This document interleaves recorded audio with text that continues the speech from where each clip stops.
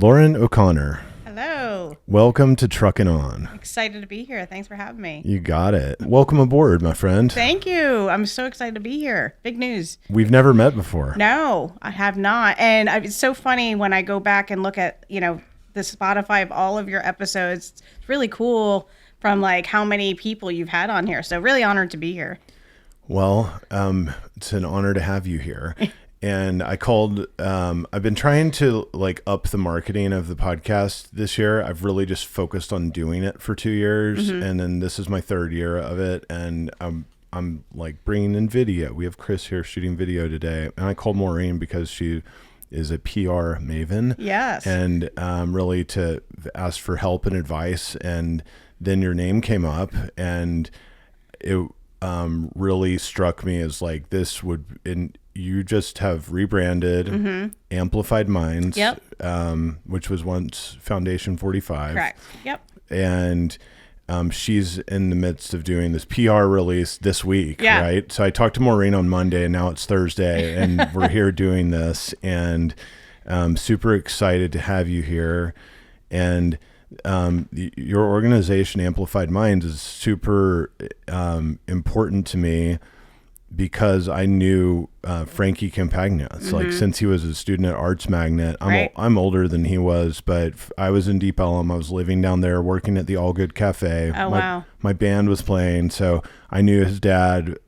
Frankie would like come into the All Good, and I remember him trying to get a job there, and Mike Snyder did not hire him, but he started playing there, and Right. Amber, his sister, worked there. Yep. I wore my Three Links t-shirt today. And now I have my Amplified Minds hat to accompany it. Yes. But we were playing at Three Links on that night. Oh, wow. When Frankie took his life. And it was New Year's Eve. And it might have been called LaGrange then. Yeah. I think that it wasn't Three Links until like 2013 or something like that. Right. So Yep. it was LaGrange, but Scott Beggs was booking it, and it was just at the same place. And Frankie was playing at the Bone, I believe. Okay. So they were Oh, like wow. next door. Yeah. I saw him that night, woke up the next morning and to the news, and it was just like really Shockwave. It's just still crushes me when I think about that, because I probably knew him more when he was in like high school than as a young adult. Right. We just didn't, at that point in time, I was married and I was not like living in Deep Ellum and Yeah. working at the All Good. I was doing other things. So I would play sparingly with my Right. band, The Boys Named Sue, but I wasn't in the scene like I once was. And he was super in the scene. Super in the scene. Yeah. And they were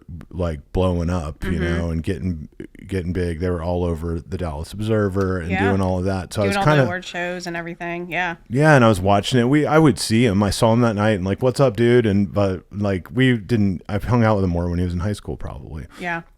So I didn't know. And he's so he just was the friendliest Sweetest. guy. I had no idea like what was going on with him. Still really don't. Right. And I've, the parallel with me is having been in the music scene since I was 18 years old, which is really when I started drinking alcohol.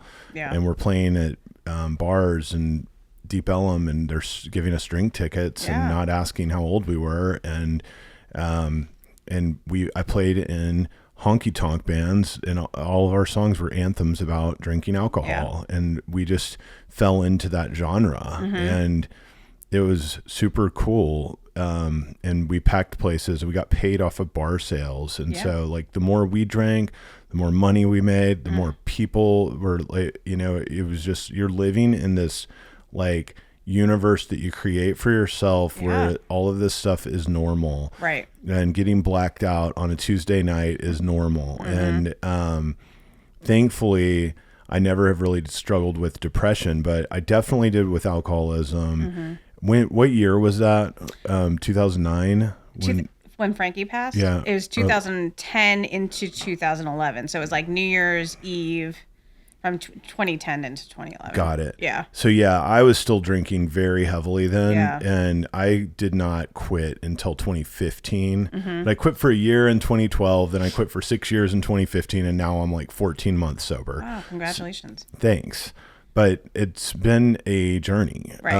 And staying sober is a day-to-day journey. It is. And I say that I don't struggle with depression in the traditional sense. I don't really I feel like I do, but I've also recognized that that drinking and to the amount of excess that I did is its own form of suicidal behavior. Yeah. You're killing yourself slowly, Right. and maybe not intentionally. No. I guess it's debatable. I knew it was bad for me. I knew it was bad to like drink. Well, I think there's a society comes into play too, right? Like if you're playing a show, everybody's drinking, everybody's doing, and you don't realize what is really happening.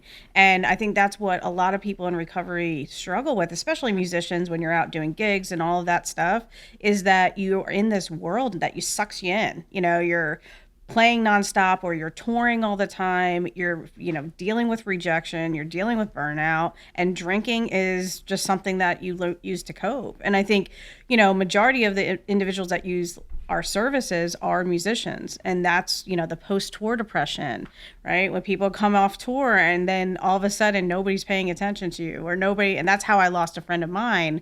Actually right before I joined Foundation 45, it was kind of that divine moment, but that was his struggle. Is he struggled, with depression. He just toured with the Dickies, like it was a big deal, and then coming back and couldn't get help. And so that's a big part too, I think, of the alcohol part of it, especially at a young age. You just learn to use that as a coping mechanism. Yeah. And you don't, I viewed it as a superpower. Right. Yeah. And I was so excited about it. And, I'm thankful for my resilience through it all, because I was 37 when I went to a treatment center. Wow. And I started drinking heavily at age 18. So you think about that, it's like 19 years. Right. It's like 2 decades basically of going hard, and I wasn't ashamed of it really. Like I wore it like a badge of honor. And it's so strange now with all the sobriety I have under my belt. Even when I fell off the wagon, I did so in a fairly conscious manner. Like I knew I was playing with fire. Yeah. But it wasn't just like I started drinking. I wasn't the type of person that would just drink and my life would fall apart. I would just drank a lot, and I drank heavily, and I would build up a high tolerance very quickly.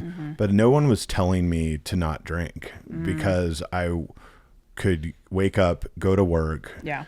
I built a nice business that I was able to run, and I did Ironman triathlons. I did all of these things to like make sure my resume was rock solid, so no one could question my drunken lunacy. Yeah. And they didn't really. And it's all, and that's kind of the secret of addiction and beating it, is that you're the only one anyway that's going to ever be able to be in charge of telling yourself, like, you got to get it together, man. Yeah. And that's the thing too, is people don't know what's going on behind closed doors. It's easy to put on a mask and pretend you're the happiest person in the world. And I think going back to Frankie, that's what happened, is that nobody really knew his struggles. And that was the shockwave that kind of hit Deep Ellum. I was like, wait, I just saw Frankie. He's fine. And I didn't personally know Frankie, but I knew many Frankies growing up. And that was the same scenario. It was like, wait, you just took your life. I just saw you. You were fine. And it's not really until you start thinking back of being like, oh yeah, that time he said this, or those like weird, red lights that you go, oh man, I wish I would have said something. And that was, I think, the big motivation with Foundation 45, now Amplified Minds, but really pushing people into that because of the masking. A lot of people were struggling with alcohol as well as depression during that time. So for sure. Yeah. Joshua Ray Walker, on this podcast, we were talking a lot about mental health, and he was saying that he heard that a lot of times when people are struggling with depression and they're deep in their depression, they almost don't have the energy to commit suicide.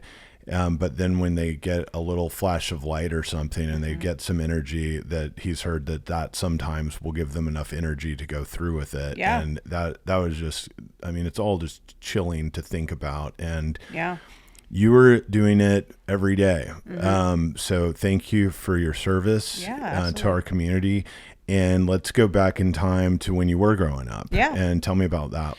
Like, I like to start ages 12 to 22. Okay. Because I always feel like those are formative years of our lives. That was our pod. So 12. So I was born in Connecticut, and then we moved to Newark, Delaware. Hi, I'm in Delaware. I get that all the time from Wade's World. And so Delaware. Delaware. So I lived there. And that was a major shock around 12, is because all of a sudden I was from New Milford, is like country, rural. And all of a sudden I was like Newark, Delaware, which was city, and, you know, so much not what I'm used to. I'm not used to houses being right next to each other, you know, and so for a 12, that was a big changeover. And then, you know, I met a lot of friends, and throughout that time period, I actually lost one of my best friends to suicide. So it was like, you know, that time frame in my life really kind of set the tone of what my rest of my life was going to be like, you know, and meeting musicians. And I started playing drums, and my brother was a drummer, and he was in bands. So through like 15 to 20, I was going to Philly, and I was going to see all his bands play. So it was really kind of a eye-opening experience, is that I got to see firsthand music and really understand it. And then when I was 21, my brother was in a band. He brought home a demo. He hates when I tell the story, but it wasn't very well done. And, you know, we kind of got in like this bickering. I'm like, Sean, you know, you didn't do this to the, you know, microphone. And then all of a sudden it dawns on me like, maybe I should go for recording arts. I really like audio engineering. I like, you know, and on a whim at 22, here I come down to Dallas. Didn't know much about any of audio engineering. Didn't know anyone. Just found out about MediaTek, which was on O'Connor Boulevard in Irving. And I'm like, well, that's faded. That's right. And so 22 is when it was really big, of like, this is a big moment of coming down here, no fear, not knowing anyone. And that's how I found out about Deep Ellum.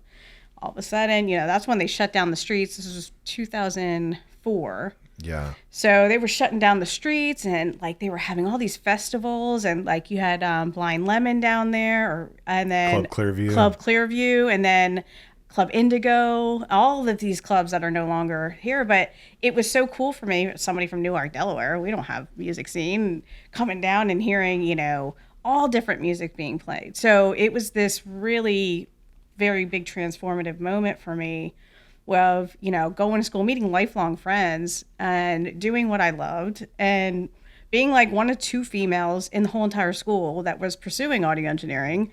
So that was a big moment. And then after that, you know, it kind of took me on a different path in the nonprofit world, which we could probably get into later. But it just set the foundation of my whole entire life of getting into music, and then through that, you know, losing friends and being like, there's a connection going on. Like, what is going on with all my friends that are, you know, overdosing or suiciding?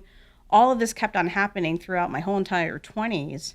And then in my 30s, I was like, okay, this is like, something's going on here. And that's how I met Foundation 45. But yeah, but 22 was a very big moment for me of just going on a leap of faith. Never even thinking about being in Dallas. Like, how did that happen? But it was really cool moment for me. That's cool. Yeah. I'm glad you came here. Yeah. I love Deep Ellum, and back then that was my heyday when I was living there. I lived there until 2006, I think. Okay. And so you remember that how crazy it would get down there. I mean, yeah, that's when I worked at the All Good. Okay. Was 2002 to 2006, I believe. And yeah, I like lived in the Gaston Yard apartment. I skateboarded to work. We played so cool. Every weekend we were in town, and it was just a magical time. Mm-hmm. And going there when I was in high school, I graduated from high school in '96, so that was cool too. I mean, it was always Deep Ellum was awesome. Yeah. It's not today. It's different. It gives me anxiety. I love Mike Snyder. Yeah. The All Good, and I like Uber Eats that to my house. Like going down there and parking is just too much for my old ass. It is. It is. It's a stressful moment. Like I'm like, I have to get there as early as possible to find a parking spot. And it's just, yeah, it's definitely changed. And that's the thing with the cycle of Deep Ellum. People talk about this a lot where, I think during that time frame to up to 2006, it was like massive and busy and everybody's going. And then it just went whoop, dead. And then for 4 years, maybe I had moved back, and I lived in Philly after 2006, but that's when it was dead. And then when I came back here in 2010, it just started picking up again. So it's like this Deep Ellum cycle and it's constantly reinventing itself. And I think that's where we are now. And we're seeing that, it's different. It's maybe because we're older. I don't know. But it's good to see that music is still there. Yeah. And they're taking care of it down there. But yeah, parking for sure. Nightmare. And I can't Uber it. Like that's too far of a drive for me. So Yeah. So did you do nonprofits like in your 20s? Did you start doing that, or when did you get into doing nonprofits? So interesting enough, and throughout my 20s till about 2010, I came back down here. But I was doing a lot of music stuff up in Philly. I lived in Philly for a while. I was doing some live sound and helping people with studio stuff, but I really wasn't in doing the audio engineering. So when I came down here in 2010, I a friend of mine was renting a house, and I was like, this is perfect. I can move back there because I really did miss it. Where? In Dallas. And I had found out about Girls Rock Dallas, and I don't know if you're familiar with it. So Girls Rock Dallas was formed. It's a female empowerment camp, and there's Girls Rock camps all throughout the nation. It's a camp. Girls go to the camp throughout the week, and they learn an instrument, they form a band, and they create their own song. They showcase it at the end of the week. So cool. So cool. And is that a summer camp? It's it's in like July. Yeah. Unfortunately, it's no longer around. Okay. But there's Girls Rock camps nationwide. You can see them in Portland and all this stuff. So, but at that time in 2012, that's when I started my nonprofit work, because it was like, well, this is cool, and I can take my audio engineering and I could teach these girls like how to hold a microphone. Yeah. Or as a drummer, what happens when you hit your stick and then you hit your snare mic, right? And like teaching them all the stuff that I wish somebody would have taught me at a younger age. And I created their recording arts program, and it was really cool. I mean, for me, it showed the impact. I did it for about 5 years, and then I joined Foundation 45. But it was really cool. I mean, to see them play at the Kessler, and like they're doing a fill for the first time, or some girls playing, a piano or guitar. I mean, in a week, they've learned to make their own song. So that for me was the nonprofit of, wow, maybe this is where I want to go. Like maybe all the stuff in my 20s, I got to go to school for this and do that. But this is kind of where my heart's taken me. So I did that for 5 years, and then Foundation 45 in 2016, I had lost a friend of mine that I was talking about earlier. 2 weeks before, they were starting their Art of the Guitar event at Kettle Art, and I had met up with Anthony, and I said, they were trying to get guitars to auction off, and I was like, hey man, I got some nonprofit experience. Like, what are you guys looking for? Are you looking for a board member? And then all that kind of was faded. And was Anthony running it at that point in time? Yeah, he was the Delbano. I always mess up. Delbano, yeah. So him and Zandra Ellis, who was a counselor, that's when they created that suicide prevention and that prevention group. And then they really wanted to build it out. And then so in 2016, we formed. Yeah. We formed it, and then we had that, and then just grew it from there. Yeah. So. Walk me through that, what that looks like. You formed it, and then how did you grow it? We started with one group a week. It was like, one general support group that was led by a licensed professional counselor. And then throughout, we started to do a group in Fort Worth. And then we're like, we really want to grow this, And when I stepped in to take over in 2018, I was like, no, we got to do way more than this. Like one group is a week. We were getting a lot of funding from the community. And I brought on Dr. Peter Thomas, who, for those that most know him as the singer from Slow Roosevelt, but he has his PhD. He got his PhD while he was on the road when he was touring. and it was about mental health in musicians. So again, like a whole faded thing was starting to happen. And he helped me build out our counselors. Like, what groups can we do? Like, what things can we offer the community? So the people that were coming to our groups, they were like, I'm struggling with substances or alcohol or, all anxiety. Like, can we do a substance focus group? Can we do, if I'm from the LGBTQ community, I would love to have a focus group for me. And that's how we build out our programming, was really listening to the needs of the community and saying, well, these people are struggling. So from one group, then it went to like 2 groups. Then we added our substance use group. And now currently we have 3 regular general support groups. One is in person at the community center. Everything else is virtual. Okay. And per week? Yeah. Okay. And anybody in the state of Texas can use us. It's all free. Everything we do is free. And so we had Joseph, who created our LGBT, so we run that every Tuesday. Our substance group meets every Wednesday. And we also work with Dallas Art Therapy that does art therapy once a month at the end of the month. So we've created a whole program. And when we changed over to Amplified Minds, the reason why we did that was we are amplifying the minds of our community. We now offer individual counseling. So those who, let's say they lost somebody and they're in a crisis situation and they don't have insurance, they don't have the money, and they need help, we will cover up to four sessions with one of our counseling staff. Wow. That will set them up on a long-term plan, right? Like, obviously bring you back to our groups, but maybe we can work with MetroCare to get you on some type of medication, or maybe you need a rehab. So let's hook you up with rehab. Is there a way we can work out some funding for you or something? But that's really where we wanted to do it, is people are struggling right now. I mean, a lot of people are unemployed. A lot of people don't have the money. They don't have insurance. As musicians, artists, like, they don't. They're putting their money into their craft. So we brought in individual counseling, and then now we're doing a thing called Amplified Voices. I'm really excited because this is like creating workshops, panel discussions, what's going on in the community that we need to talk about. Yeah. 2 years ago, we did a Narcan happy hour. We did it at 3 Links.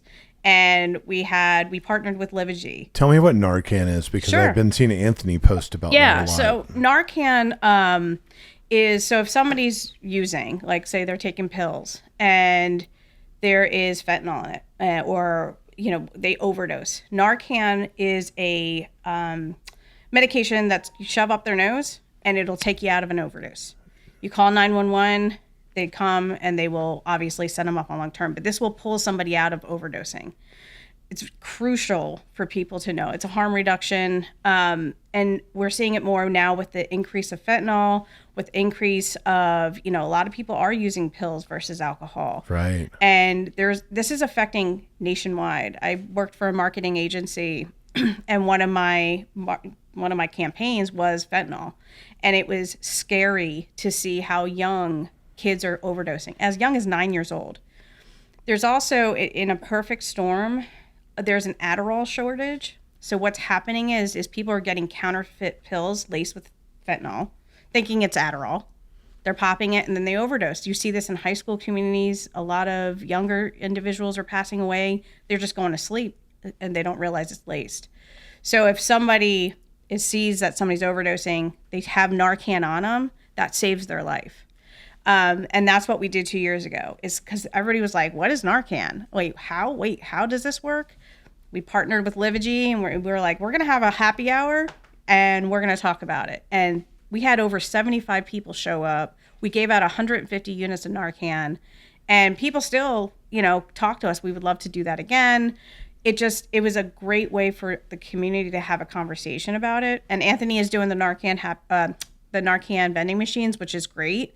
But education is also really important, because I think so many people, to your point, like, nobody really knows what it does. Right. And especially in the club scenes, especially with, one of the things we're doing with Amplified Voices is partnering with the DJ community. A lot of people are passing away, overdosing, going to a club, doing Molly or something, and it's got fentanyl in it. And then they're passing away.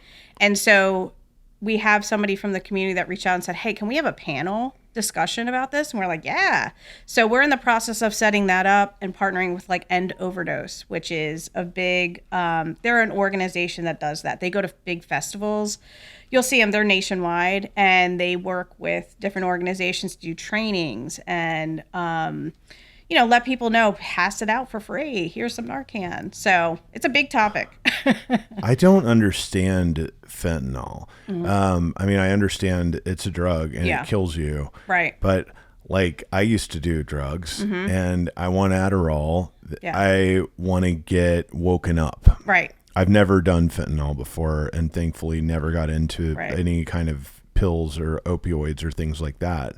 But I can see from what I know about opioids, fentanyl is it an opioid? It is. Okay, so and it's people like don't know. That's kind of like the same genre. Yeah. But they're also putting in Adderall, which I didn't even know until you just told me. And then of course, like they're putting it in cocaine, which cocaine is the opposite in my mind of an opioid. And a lot of people, I think with fentanyl, so fentanyl is used for hospitals. So say I have surgery and it's obviously administered in a hospital to help me with pain relief.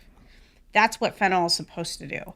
What's happening is people are putting it into pills, and it's unknowingly. Like, I don't think a lot of people do fentanyl just to do fentanyl. They're taking pills. But why are the people making the pills Because it makes fentanyl? it's highly addictive. So you get more people coming to you. No, are you serious? Yeah. Even though it has the totally different effect than the actual drug they're Very looking highly to take. addictive. Yep. If you look into Kensington, for example, outside of Philadelphia, it's incredibly depressing. And you see so many people that are just sitting and it looks like zombies. And it's because the fentanyl, literally overnight, heroin was gone. Heroin was gone and it was replaced with fentanyl. And some people do pass away, but there's some people where it doesn't kill them right away and then they become addicted to it. So they're going back to their dealer, just like any other drug, to get more. And it's created such a epidemic. And as somebody, in Delaware, and I'll speak to that, is I've lost a lot of friends to heroin because heroin was huge. You had the 95 corridor. It was coming in. You headed up through New York, and then it was going down 95 to Miami.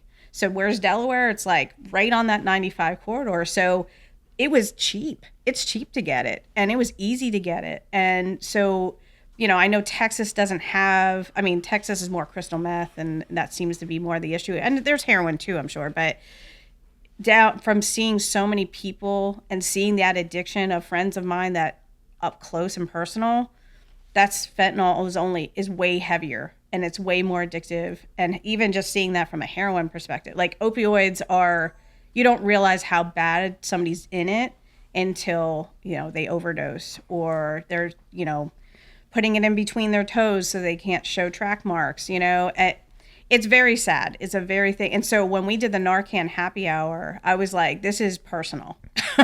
This is a personal thing because I want people to live. What is a Narcan happy hour? What does that consist of? So it was at Three Links, and I worked with Evan and Scott and was like, hey, can we just have an hour or two to just talk about it? And nothing serious. Like, this isn't going to be a sad conversation. Let's talk about what is fentanyl? What is Narcan? How do you administer it? We had the Dallas Fire Department come out. They showed it with Livigy, and we did a demonstration. People got to ask questions. It was awesome. And it really did make a difference to a lot of people. And we had somebody, this is a really cool story, that worked at Live Nation. And she would work behind the scenes and whatever. And she went the next day hey, we should have Narcan backstage. We never know. We're at a festival. You're running, all types of concerts and stuff. So long story short, because of our Narcan happy hour, it went up the chain. Every Live Nation, throughout the nation, every Live Nation venue now carries Narcan and has security, and there's training on it. Wow. And that was through End Overdose. So that small conversation that our little community had impacted nationwide. It's pretty big. Yeah, and so many people Tom Petty, did he die of fentanyl? He did, and his was not, it was the same thing. He had a hip issue, or there was something medically wrong, and he took too much and it killed him. I don't know if he was addicted to it. I don't know if it was like one of those one-offs, but yeah, you see that a lot. Prince, is that where we got Prince? Yep. Yeah, and I in my mind at least, I haven't really researched it, but I thought they were getting it by accident, and it wasn't like they were even intentionally taking fentanyl. I thought there was a problem, like it was in the drugs, which makes it so much scarier. It's like these giant rock stars who you'd think would have access to getting good drugs, they're getting fentanyl without knowing it. I don't know if that was the case. I heard Kid Rock on a podcast talk about like he doesn't do cocaine anymore because none of his friends, because they're all scared of fentanyl. Yeah. And frankly, like that's a great reason. One of the many reasons I have in my mind each day why I'm sober is like, well, if I happen to go overindulge and I want to wake up and do some type of upper, which I've been known to do when I drink excessively, then that risk of fentanyl, I have 2 young children. I don't want to die. Right. And it's not just the alcohol, it's what happens when I drink the alcohol and then you do the drugs, and these drugs, this fentanyl's everywhere. It's so scary. It's almost like this newfound weapon to keep my ass sober. Right. And but it is brutal. And I did go to a treatment center back in 2015, and the people that are addicted to opioids versus those addicted to alcohol, their withdrawal symptoms and what they go through is just night and day, like exponentially worse. Not every person's the same, of course, but from the trends that I saw in my short stint in rehab, it is just scary. And I have friends that are hooked on opioids from the time when they were being prescribed. Oxycontin's being prescribed for getting a back injury working out. And that's exactly what happened to my friend Brian. He had a friend that died of heroin, and he was anti-heroin, gets in a car accident, messes up his back, gets on pills. Well, guess what? He can't get the pills anymore, so he turns to heroin. But the pills that he was getting, the doctor that was prescribing that is now in jail for the rest of his life. Yeah, and it's insane. It's not like they just got 10 Vicodin when you dislocate your shoulder, which whatever. I have had that prescribed to me before, and thankfully never been an issue with me. But these OxyContin doctors, and there's all these movies on it now and everything, but they're getting just paid, and like they were pushing these drugs on people and giving them way more than they needed, and knowing kind of like you were saying, these drug dealers are using fentanyl to get people hooked. These doctors were doing the same thing, like, oh, I'm going to get them hooked and they're going to keep coming back. And then the government got involved and stopped it. But the problem with that, like there's nuance in all things in life, is that all of these people that were fucked by the system are now hooked on opioids, and they have to go to the streets to get it, right? And then that's when you run into your fentanyl, and that's when you run into all these other and heroin and that's, I mean, I saw that firsthand. I mean, somebody that I knew very well that was so anti-drug dies of it. Like that just goes to show how quickly things can turn because of somebody in pain or doesn't have access to insurance or doesn't have money. I mean, that's why I think for our organization, that's why everything we do is free. You know, we will help, if we give you resources, we'll help do all this stuff. But that was a big motivation thing for me, is all these people are suffering and struggling in the system. I still see it. I mean, Delaware, I think, is one of the top 5 worst states for opioid addictions. And it's like, well, yeah, this has been going on for 30 years. Like, we've been seeing it, but even now you add in the fentanyl, and it's people that don't have money. They can't afford a rehab center, to get the help they need. How do you get the word out? So I think that's a big thing that we're doing now. I mean, we do events. So the year before, we did Art of the Guitar. And we talk about Booker T, and I just want to talk about this for a minute. It's really cool. In memory of Frankie, we have somebody on our board that is on the advisory board with Booker T, and we had a big conversation about doing something in memory of Frankie. So we have the Frankie 45 Fund through Booker T, where we raise money, and it goes to the music conservatorship in Booker T. So it's like a grant system. Students can apply for it. It helps them with college applications, their own instruments, lessons, all of this stuff. So that's one of the partnerships that we did to help spread the word about what we do, because we want to do things for Frankie. So when we did Art of the Guitar, we really just pushed it out of bringing in every artist, creative, musician, just pushing our marketing and letting people know, like, hey, we're going to try to raise money for our organization. We raised $25,000. So we do these events and getting into the communities. You know, we do benefits with Three Links. You know, sometimes Three Links are like, hey, a band, you know, wants to choose you to get ticket sales or whatever. We'll have a table there. A lot of the things that we have done is community focused. We don't do federal funding. We've always been supported by the community in different ways, you know, beneficiaries or, you know, holding our own events and things like that. Now that we are rebranded and now we're kind of expanding outside Dallas, you know, working with South by Southwest or getting down to Austin, getting down to San Antonio, meeting up with these other organizations, like the Sims Foundation is awesome. They're in Austin.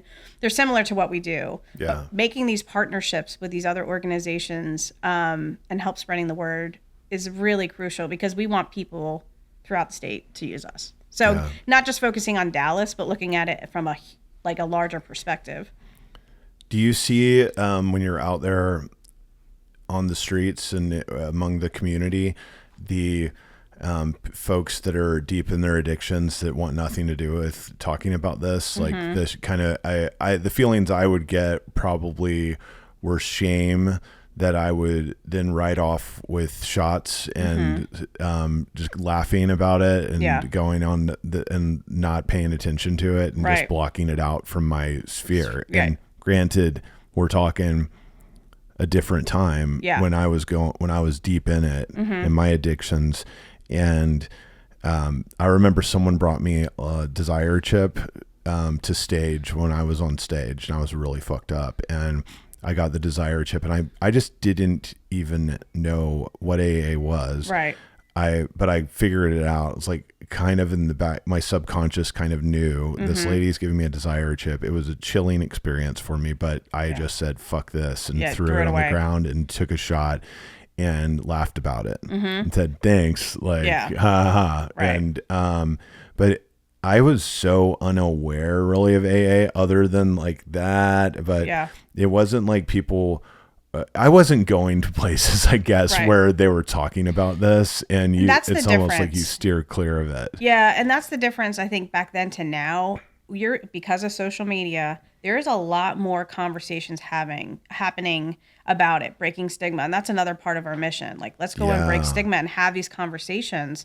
And I will say, from 2004 to now, so many more people are talking about their mental health. So many more people are talking about their struggles with recovery. So many people are now, you're seeing organizations, NAMI, for example, is nationwide. You have these mental health organizations that are like, no, we're going to talk about it. You're seeing people doing walks, raising money. Music Cares, for example, they're out in LA, but they're a huge organization. They do everything from healthcare to mental health care. And a lot of people now have the conversation. So you're seeing this.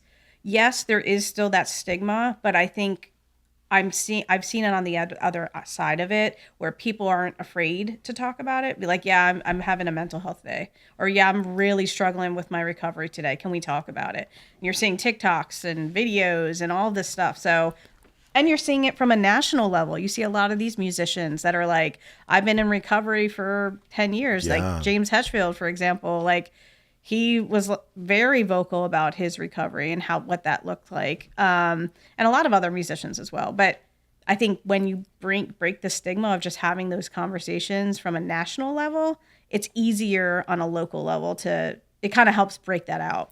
It was so weird, because thinking about AA when I was in my 20s or whatever, and even until I went to AA basically and started understanding it, I felt like it was a place you go if you're a loser. Right. Like, yeah.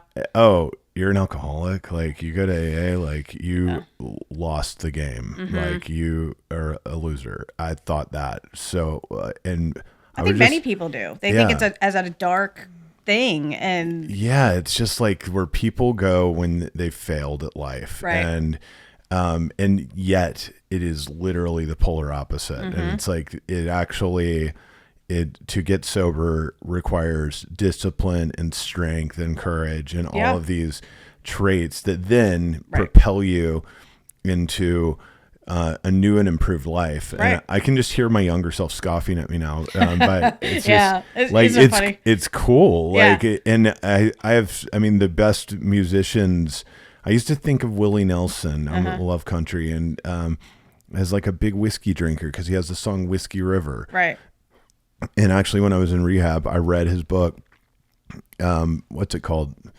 It's a long story, that book. He has lots of books, but he's talking about like how he quit drinking whiskey when he was like 40 years old or something. And which is really when he started to become famous, you know? And that's why, he smokes weed, but he's not a drinker. He's not a drinker. And he quit, and he's singing Whiskey River every night for now like 50 years. And he doesn't drink whiskey, but in my mind he did. Right. In my mind, like Ryan Adams from the band Whiskey Town also drank heavily, but he's been sober forever. Right. Jeff Tweedy sings all of his Wilco songs about drinking, but he's sober. He's sober, yeah. And Rhett Miller from the old 97, sober. Yeah. And it's becoming... So it's just funny to think about that I was drinking because I thought a lot of other people that I thought were cool were drinking, but they actually weren't drinking. Yeah. And that is, I think, a big reason for their success and why we know all of their names. Exactly. And I think there's a point in your career as a musician where it's like, you're going to risk it all. Like, you have to be disciplined to be touring and all of that. And are you going to, and I think too, the conversation with so many other people, again, it's like lighting a fire. You're seeing, because one person did it, other person did. And it's just one of those things that build, and you actually create a recovery community where people are now like, oh yeah, whether it's Willie Nelson or Josh Fleming from the Vandaliers, like that's right. He's very clear about, he's a huge supporter of us. And he's very clear about his sobriety. He's like, I can't tour and be drunk. Like, I have to be in my best because I want to sound my best. So all of this, and I think from a local community, and helps us, when we're partnering with some of these, musicians or organizations or other things, people are like, oh, okay, it's okay.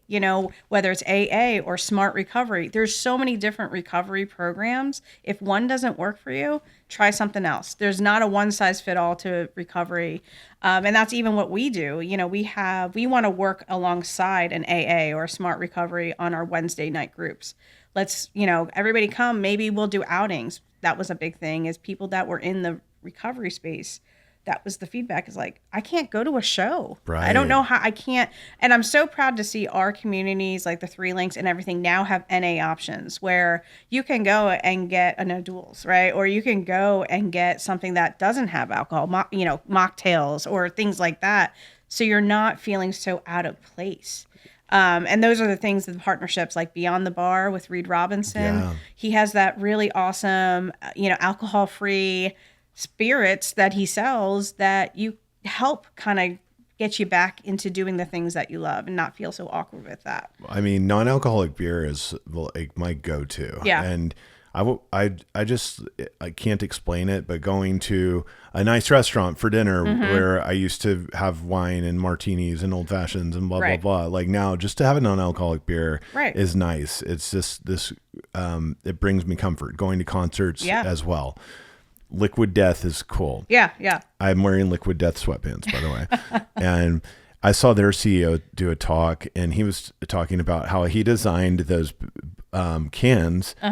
He first started marketing Liquid Death to like straight edge punk rock kids. I thought it was a beer the first time. I had no idea it was water. And that was the whole point behind the marketing, is it looks like a big tall boy of beer. And so you kind of feel, and it has a skull on it, and it looks badass. And it says Liquid Death, but it's actually just sparkling water. Wow. And but that kind of thing for me has been really important because I spent 20 years of my life with a drink in my hand Yep. at all times. Exactly. And I still need a drink in my hand, but Right. I don't even want alcohol, but I need something. Something to hold. Especially at a concert or something. Yeah. When I get in that zone, that memory, the nostalgia or whatever it is, it hits me, and it's just so nice to have that as a crutch. So I'm very appreciative. And the selection of non-alcoholic beer now So is much. ridiculous. It is. You go to Whole Foods, they have like 15 different brands Yeah. of it, and I love it. So that's awesome. What is the greatest obstacle you've had to overcome, would you say? Ooh, that's a deep one. In life. In life, yeah, I will say just in general, losing so many people, losing a lot of friends, seeing a lot of suffering, right? And then taking that and digesting it into positivity, right? And doing the work that I'm doing, or just being a good human. You don't need the title. I don't, no matter what, is taking those really hard times of, seeing your friends pass away and being like, what can I do to help other people? And that's just my general personality anyway. But I think when I had to, lose a best friend, or see much, how it impacts other people for a death, in the community, even people I don't know, I feel so heartbroken when I see somebody in our community pass away because of suicide or all that. It just motivates me to like, it's a healing, it's almost like a healing part of, my work, and whether it's energy work or nonprofit work or whatever I do.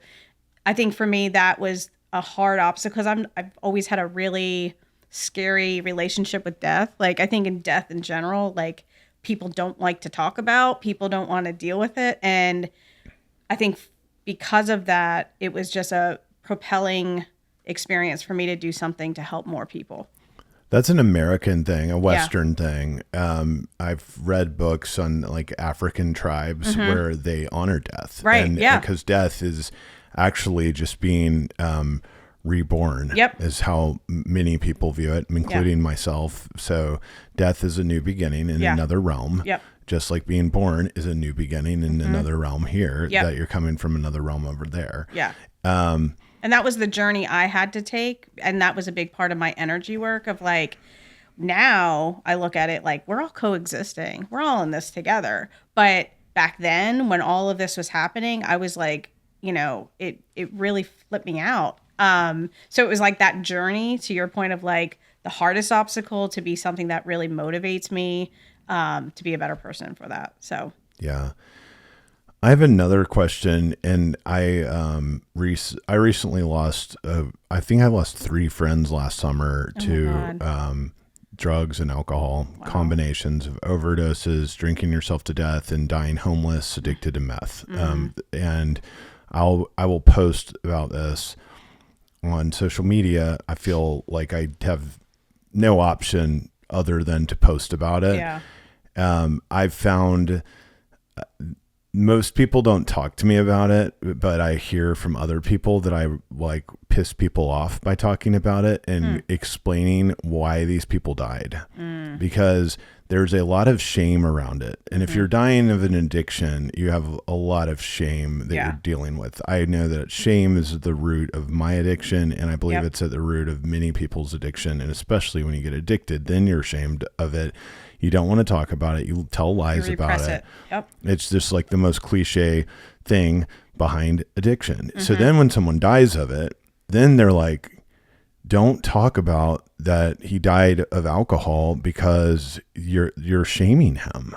And I'm very like clear about my thoughts on that. That's total bullshit. That it's not shaming someone. It's speaking the truth. Right. And if you speak the truth and you wonder, oh, so-and-so died and he was 48 years old. Right. But you don't know why.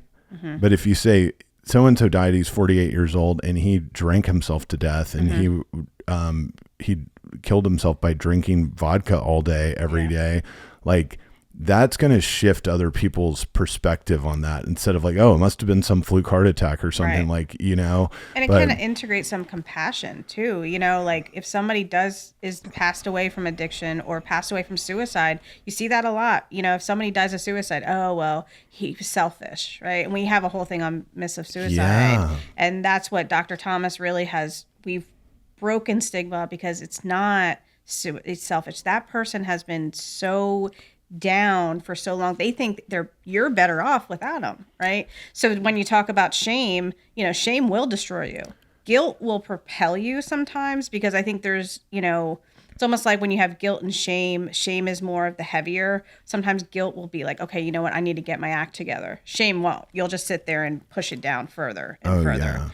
Yeah. But yeah, I think that when we talk about how somebody passed away, it does give the opportunity for more compassion for, and understanding that person was really having a hard time, and breaking the stigma of that, you know. And if you don't understand addiction, I can understand why it seems like this is selfish and this Right. is shameful. And a lot of people that don't understand addiction, it's because they're deep in addiction, I Right. found too, and no one wants Denial. to look in the mirror.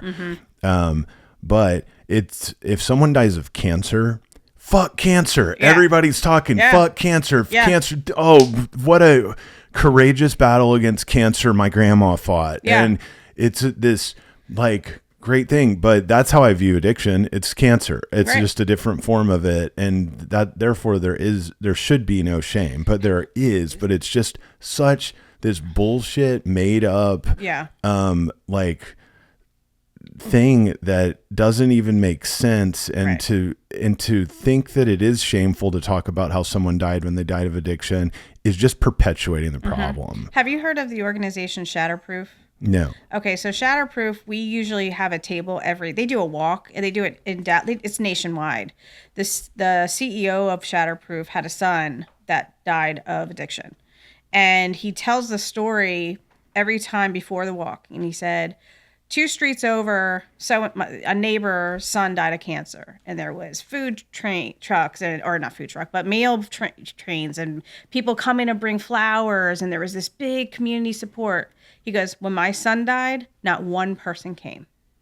And that's exactly to your point, that's what happens. And so his really passion in life now is running Shatterproof. He goes against the, you know, putting laws in place so people don't get hooked on drugs, or, you know, limits on that. But he does these walks to break the stigma, to be like, you know, so-and-so passed away of cancer. My son struggled too. Why are we not it's the same thing, where it's just, there's this huge stigma that surrounds people that have passed of addiction. So to your point, that's, you know, exactly right, is that people don't, it's almost still woo-wooed, and we can't talk about it, which is sad. It's, I understand like AA as for me, it's been like a extremely important stepping stool to get me into the sobriety I have now. And I still like to go to AA meetings sometimes, but one issue I have is the anonymous part. I get it at the beginning, like it's overwhelming to go admit that you're an addict. It was so scary for me when I did it. But Right. then once you go to be around a bunch of addicts and you get through it and you like understand how the brain works and that this is truly a disease, then there's this point in time where I think that actually there's one thing I've found that can disintegrate the shame, and that's truth. And then when you share your story and start talking about it, that helps other people. You reclaim your power. But it disintegrates your shame around it. Yep. Because you're thinking that it's a problem, but when you talk about it, like I've done a lot over the course of the last decade, like people are so supportive about it, Yeah. because everyone's addicted to something, Right. I think. Yeah. And I think too, Introduce me to someone who's not addicted to like sex, money, power, yeah. something. We all maybe not struggle. drugs and alcohol, worrying or fear or Right. shame or whatever. But yeah, talking about it's important. And that like secrecy and Yeah. that whole thing around this, I don't know how that began as this thing, but it just sucks, and Well, it's that also needs to be broken down. and I in my experience over doing this work for 8 years, there's a lot of people that we meet at events or tabling events or whatever, and religion actually has been brought up a lot of the religion, the shame. And for example, a woman came and she was like, my brother passed away of suicide and I'm so sorry. She's like, yeah, I was from a very, very hardcore Christian family where we couldn't talk about it. And he felt he was weak and he took his own life out of shame. And so there's this religious aspect of, people that just were in this part of their life where they couldn't express it. They had to repress it down. And when you repress something down for years and years, it will come out at some point, whether it's alcoholism or, depression, like however that happens. So that's something that I've heard a lot of meeting people, is that they hold on to that shame for not being able to talk about it. Yeah. I think about, I wasn't raised Catholic or anything, but I think about the whole, like confessing your sins in Christianity. I do consider myself to be a Christian, but there's like this confessing your sins to God or to a priest if you're Catholic, Right. like will resolve you, or absolve you or whatever of your bad behavior. Which I'm not one to argue with the Catholic Church or anything. However, I would say that if I am waking up after I got shit hammered and did cocaine and made horrible decisions throughout the night, and I say a prayer to God, which I always would do in the morning, like, please forgive me for being an idiot. Right. But you know what? That doesn't really do anything to help me not be an idiot. What does, though, is talking about it on a podcast or writing a blog about it or going and speaking to people. And I've done this before and then I fell off the wagon. But you know what I have to do? Like if I decide to drink today, I have to then explain that to people. Right. And because when you're telling the truth about your behavior, whatever it may be, it also creates this new accountability mechanism for you that becomes pretty awesome as well. And again, it's just the truth. It just gets rid of the shame. And I think it's such a powerful weapon for sobriety. And I think too, sometimes what happens is that people get so accustomed in their sobriety, they start losing who they are. And I've seen that where people have taken their life because they fell off the wagon, and it's that shame of them not talking about it. And I had a good friend of mine that unfortunately happened, where he was known as the sober person. He was known as the guy, the go-to. And all of a sudden one night he decides to go off the wagon, and then he takes his life shortly after because how could I do this? How can I let everybody down? And it's like, buddy, this is, and so many people said, like, recovery is a journey. This is not, one and done. Like, this is something you're going to constantly have to work through. But in his own mind, he was like, I'm a letdown. I'm a failure. I'm better off, taking my life from that. And that's the sad part too, is, again, to your point of talking about it, having a support group, whether it's AA or, your own group of music community or whatever, coming to us, I think that's what's made Amplified Minds so successful, is that we have been 10 years of a safe place for people to come. They're getting, quality care, and they know that they can trust us, and that takes time.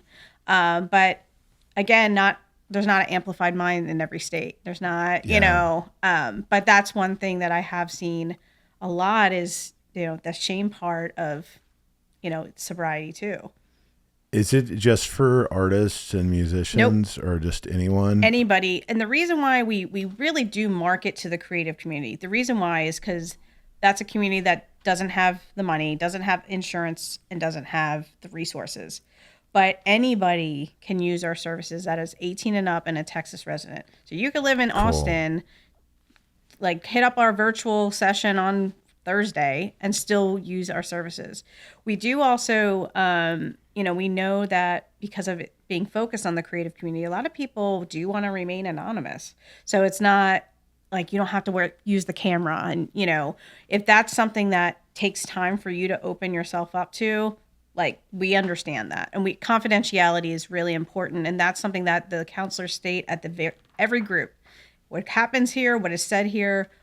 This is a safe space for people, because that's how you build the trust with the community. And that's how you know that, you can come and vent. You don't want to go to a group and just sit there and hold it all in because you're afraid of it getting out. So, but yeah, anybody can use our services. All you have to be is a Texas resident and 18. Yeah. Amazing. What about psychedelics? Well, what's your perspective on those? Because I've personally gone down that, and I've done ayahuasca, and I've used ketamine. I've used mushrooms. A lot of this, eventually, I think the ketamine triggered my relapse to alcohol after being sober from alcohol for 6.5 years. Gotcha. However, ayahuasca and ketamine also, I would give credit, and mushrooms but mainly ayahuasca and ketamine for opening up my brain to witness the energetic fifth dimension, if you will, and really strengthen my faith in God from the things that I saw while I was on those medicines. I'm putting in quotes, but like drugs, whatever.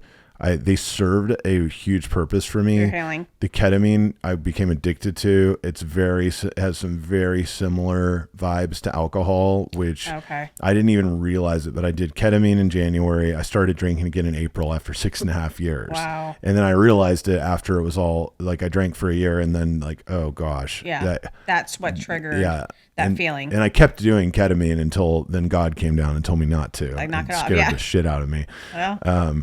But faith in God taken to a degree which I never thought would be possible, which now is another tool in my toolkit of staying sober, is because I don't want to have any more visits. Please, you don't need them to come down. No more bitch slaps, at least. Like I want to avoid they'll do those. that. As an energy person, I can tell you firsthand, that's how I really went down my energy path. Was like my grandmother was a hardcore Italian Catholic and she passed away. And I always laugh about this. I'm like, yeah, she rounded up everybody and was like, you got stuff to do. But as far as psychedelic, there's a Netflix documentary. I can't think of the name of it offhand, but they talk about psychedelics and they talk about psilocybin. And I personally haven't done any of that, but the people that I've talked to, they say very similar experiences to you, is that it's not addictive. It's not like they were like, yeah, I want to go do this over and over and over again. It's like one and done.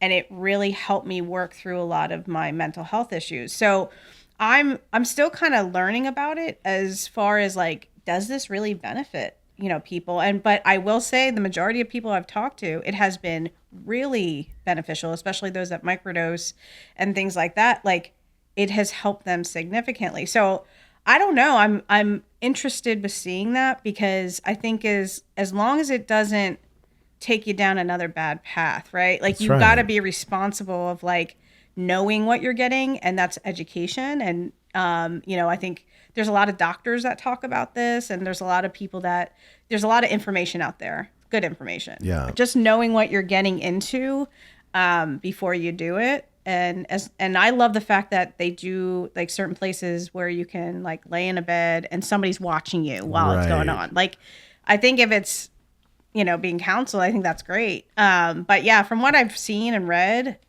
it's been really beneficial for a lot of people. Yeah. I know I've got deep into that world for years, and it helps me. I've seen other people that military combat veterans that were dealing with severe PTSD, and they go do ayahuasca and zaps them out of it. Yeah. So I'm a believer in it, but also everybody's different. Like if you have things like schizophrenia or bipolar disorder, you're not supposed to do ayahuasca. Like there's all these things. I had to go get a doctor's note to go to this ayahuasca retreat. Okay. And then I had a doctor prescribe me ketamine. So those things worked for me, but even the ketamine, my addict energy got into that, and then I would use it as an alcohol replacement. Yeah. And I was using it for spiritual purposes and healing purposes, but also, Then all of a sudden it I'm went going to over. a concert and I'm not drinking, but Yeah. I'll do some ketamine, and then that became its own thing Right. until it didn't. It's like a slippery slope. You got to know that line, and you got to tote that line. And that's what I think people struggle with. And, you know, you see it with like Matthew Perry. And I'm still, ketamine really came out. I learned more about it through, unfortunately, his death with that. But yeah, I mean, you just got to be really aware of yourself and knowing your triggers. You know, that's what I would say about that, is like knowing what triggers you and catching yourself when you're starting to kind of slide. Yeah, I think in the proper clinical setting with all of the doctors improving that you're okay to go do that, it can be miraculous for healing things like depression, anxiety, and addiction. But of course, it can also severely fuck people up in the wrong settings. And I've heard stories of all kinds of things, like doing ayahuasca at a house party in New York City, and the shaman's like yelling at this girl that she is ruining the vibe of the whole place. Oh my gosh. And feeding the dog ayahuasca. Like, I've heard crazy Oh my stories. gosh. So, speaking of which, have you ever had a mystical experience? Oh, yes. So I'll kind of go into my energy work, and that'll kind of open up. And I won't go too deep with this, but about 5 years ago, I had an experience where I went into a meditation. I hadn't meditated in a while. And I had visitations from my friends and family that were on the other side. And it was like, your job is to help more people. And I was like, all right. I mean, it's a lot more deeper than that, but that's just the general. Did this happen during COVID? Yeah. Yeah. Yep. And I was having a hard time with COVID in general. I'm a social person. Everything shut down. I had no outlet. My relationship was going down the drain. I had a young daughter, and it was just like a full like flip. And after that, I began doing Reiki. I don't know if you're familiar with Reiki. Yeah. I'm now a Reiki master. It's one of those things where you start with Reiki 1, you take a year to really incorporate that. Then you do Reiki 2, and then you do Reiki 3. But there's years. It's not like you take it all in one weekend. Right. And the whole point of Reiki is, you're a vessel of healing. Really, you're helping people work through that their chakras are blocked, or if they're really struggling. I have a lot of my clients that are mental health and addiction, help kind of clear that out. And so that experience of during COVID, like during the worst time of my life, really, and I'm having this like awakening of being like, girl, you need to get together, similar to you, of being like, that took me a path that's a tool in my tool belt. And then from there, I got into mediumship, and I do a lot of energy work. Of what I'm doing with the energy is only helping on the nonprofit, or me just as a good human being, just want to help people, whatever that looks like. So my mystical experience was just like a wake up call of, you have this gift. You're going to figure it out. You can't heal others until you heal yourself. So that was a whole personal transformation for me to go through my stuff. Went through a separation, had to, refinance my house, had to, got promoted at work, but everything lined up shortly after that. So it was just like, they were kind of setting the stage of being like, all right. And because of that, obviously with Foundation 45, we were able to grow that. And I'm seeing like amazing things because of that. So yeah, my meditation, my Reiki work, all of that was a really eye-opening experience, because it really, I didn't realize I could do a lot of this stuff. Like it's a very powerful thing when you're able to do a session with somebody and they seem completely different leaving, and for the better. They feel clear and they feel grounded, and I win too. Like I get that amazing experience of being able to help somebody. So. That's awesome. Yeah. I'll have to do a session with you sometime. Absolutely. I'm all about it. I have like multiple Reiki ladies on speed dial. Yeah. It's great stuff. And you can always do it distantly too. You don't have to be in person. So. I do a lot of them just phone or FaceTime, depending. And I got really into that world during COVID, and I just randomly got introduced to it. But I think a lot of people were spiritually awakened because of COVID. Yep. I would say that the whole thing was orchestrated by God in general to awaken people. And you see two types of things that happen in COVID, at least I do, to my community of friends. And it's they became very spiritually awakened, or they went to the dark side, and they fell deeper into addictions and depression and this, and it's horrible to watch when that happens. But I think there's one path to go with, and that's the path to God, and you follow a pretty simple rule book, which is like, treat other people with respect, live by the golden rule, including yourself, and transmute the shame, have compassion for people, and just heighten your consciousness to a level where then you're just removing this debris of bullshit of like shaming people and blaming people. And like go to Facebook and just see people like what they're posting. And it's like, gosh, I feel so much compassion for these people who are like in so much fear and the state of blame and shame, and just like, oh my gosh, like just take a step back. But having faith in God is required for that for me. And that's kind of been that path. But that work, I think it's real. I'm going to a Joe Dispenza meditation retreat next week, actually, on Monday. Cool. Very and cool. I've been to a bunch of those. I discovered meditation when I got sober, but I've gotten hardcore into it.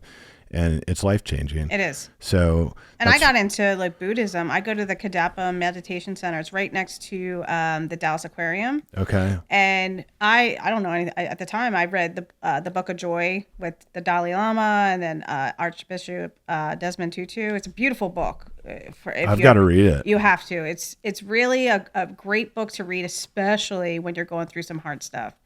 So that kind of opened my mind. I just like walked into this temple and I was like, hey, I know nothing about this. And they were so welcoming. And, you know, there was a monk there and he talked about strength. And that was like my first meditation, really like getting involved with Buddhism. And he said, you know, true strength is having unshakable faith in the face of adversity. And I was like, whoa. And that to me, that quote just sat with me. And you know, really helped. And then I build a community of people. I go back, like, I'm not unfortunately going all the time, but I go when I need to. And it's just this peace, you know, and the path to peace is through forgiveness, like really sitting. And that's a reflection time for me. And also helping the community. Like you could go and help with like food and they do like a lot of different things. But I think that's a big part of that awakening is going, I have this gift inside, and how do I make sure that external circumstances aren't disrupting that internal peace? It's powerful. Yeah, and I would say everybody has that gift inside of them. For sure. Although maybe like higher levels of peace are required for some rather than others. That comes more naturally to them despite, chaos in their life or something. But it does come down to choosing peace over chaos for me every day. Peace. Everything I'm doing, I don't bat 1,000 by any means, but just thinking like, what will this decision do? We have just a barrage of decisions to make every day. And it's like, will this lead to peace or chaos? And if you meditate a lot and you become aware of the things in your life, because then you repeat these same decisions over and over. So it's like, well, that clearly leads to chaos, even though it maybe didn't seem like it at first, but now I've realized through meditation that it does. So then move that to the peace side, that to the peace side. And then when you're doing that, it's magic. Well, and also emotional regulation. Let's talk like controlling how you are, your emotions. If you're flailing, like say I get in a fight with you and if you can't control inside, you can't control outside. Can't control, so it's one of those things of learning what triggers you and saying, okay, I need to take a step back. I need to go for a walk. I need to, write this down. I journal every single day, and whether it's a page or 5 pages, just to get it out of my head. But like, I think emotional self-regulation is so important, especially now in a time when there's so much division going on. There's so much hatred. There's so much stuff heaviness. Is let's just live in our own, like protecting our own peace.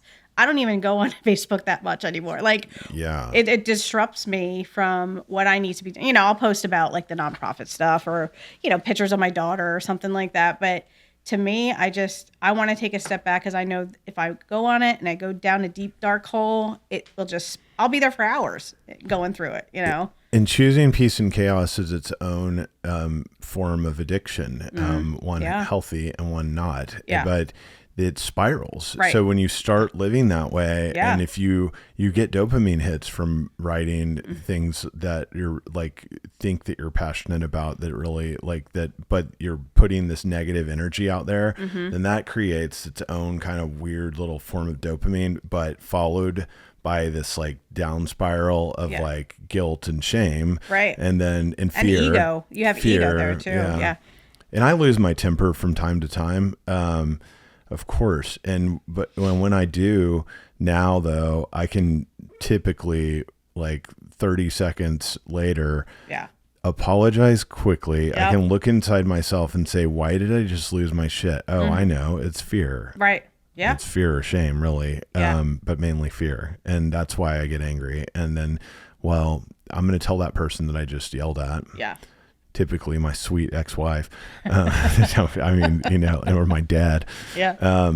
Those are the two I lose my shit on sometimes. But it's always like, I'm sorry. Yeah. Like I just I am need to saying take I lost my shit because I was scared. Right. We were going to be late to the airport, Right. or something like, or something. Right. And then it's like, oh, they're of course love me no matter what, thankfully, hopefully, and they forgive me, but I also have a reason behind it. And I'm like, I'm sorry, here's why I did this. And I might still be mad, but I also know like that forgiveness and apologizing and like just living in that state is going to serve me way better than holding a fucking grudge. Yeah. And that building, and it just builds over time if you don't release it. And that's how it, like, as a parent, I think, I have she'll be 7, but like, she's full attitude sometimes, and, I'll snap and, we'll get into it. But one of the rules that I have is like, we don't go to bed angry.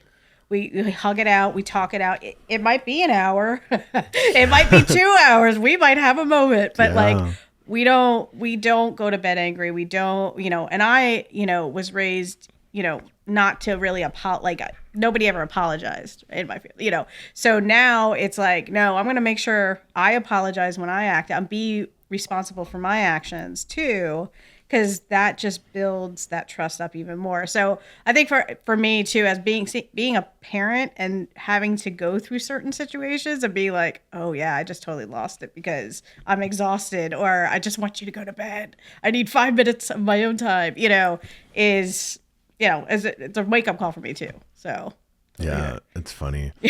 we all go through that as parents. I'm trying to think what I do with my kids. Yeah, because they're definitely on that list of people. And but I tell them I only yell at you for 3 reasons. It's like if you're lying, if you're not listening, or if you're in danger. Right. And those are good. Those are pretty good rules though to do. And every time it pretty much works. Like if I get pissed off, it's because of one of those 3 things. Right.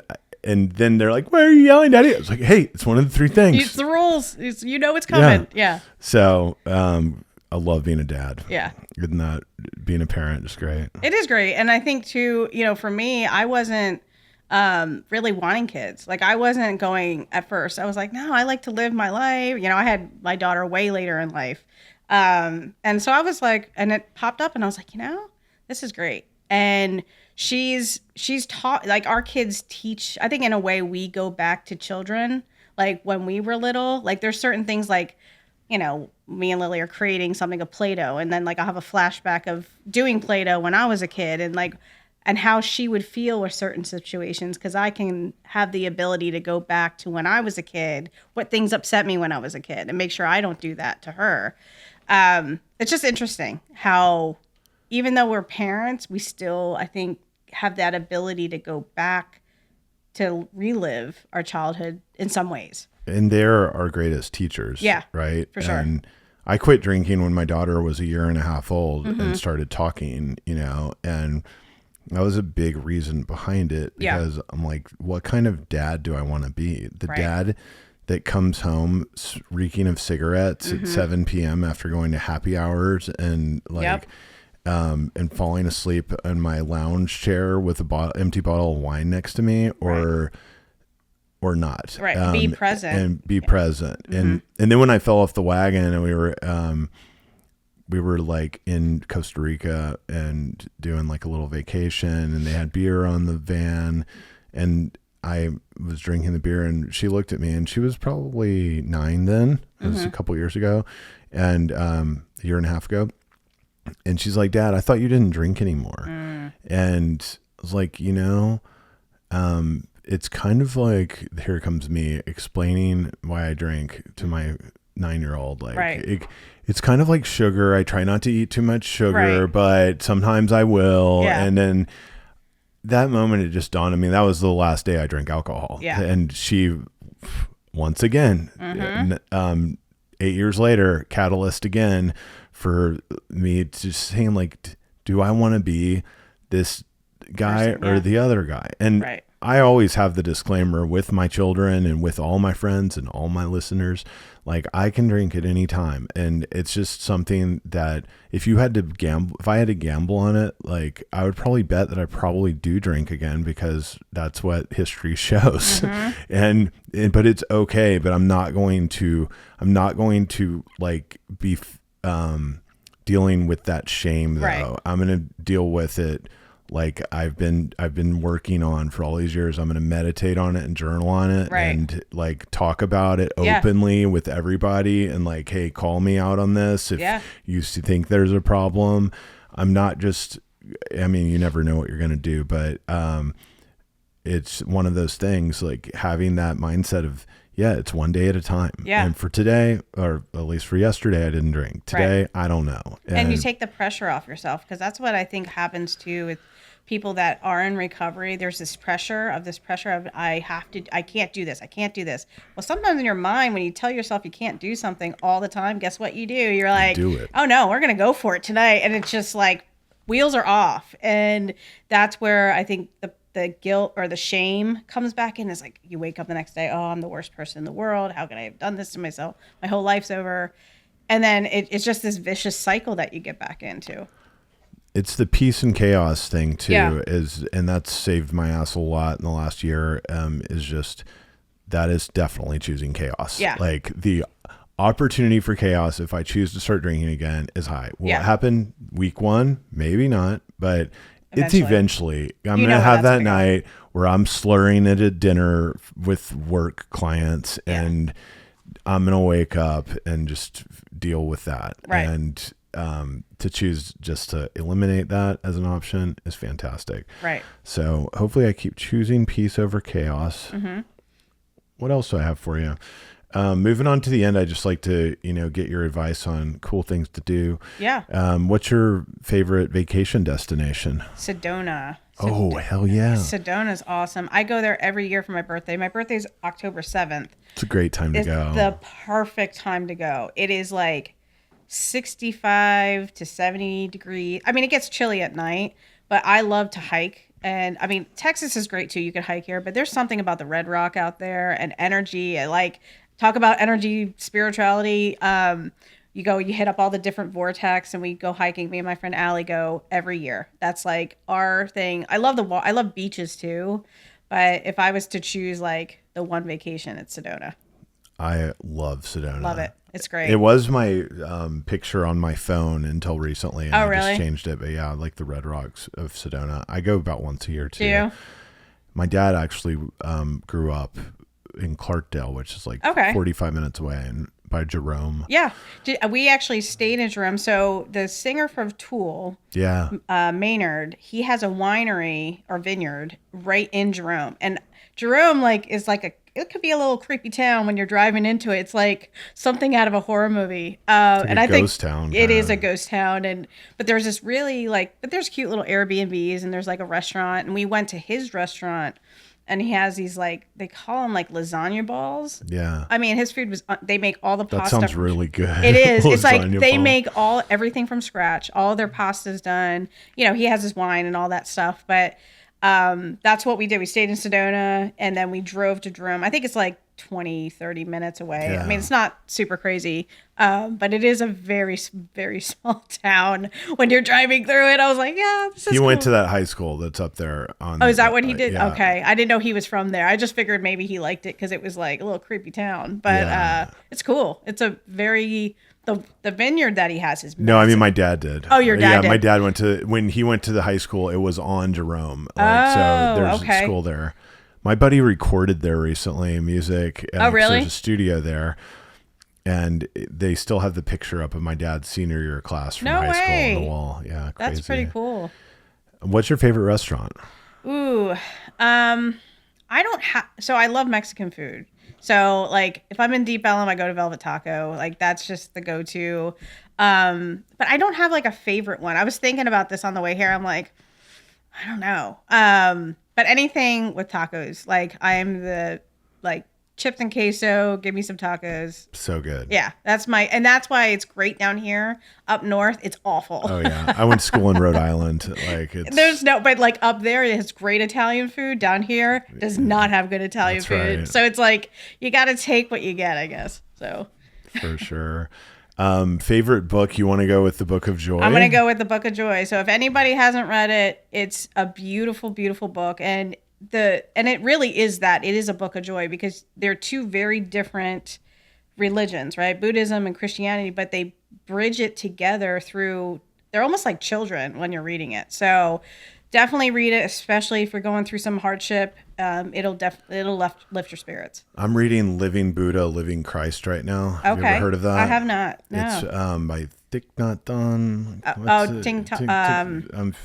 I can't. I'm butchering his name. I know who you're talking about. I can't think. But anyway, that's kind of the same thing. Okay. It's a Buddhist monk who speaks about Thich Nhat Hanh. I think not. Yeah. And just speaks about like him growing up in Vietnam Yep. and having the Christian church come and like destroy their it. country but then meeting Martin Luther King and like getting to understand like, oh, here's what Christ really is. And just like the parallels between Buddhism. You can see my house. Like I have Yeshua and I have Buddha and all kind, like I believe it is all, I read the Tao Te Ching every day. And by Lao Tzu, I don't know if you've read that, but I think it's all coming from the same place, because you're connected. It's all, well, and that's the thing. Like when I look at religion, I'm not a religious person. I'm a spiritual person. But when I when I look at religion as a whole, there's no religion that's bigger than anything, right? It's all based on culture and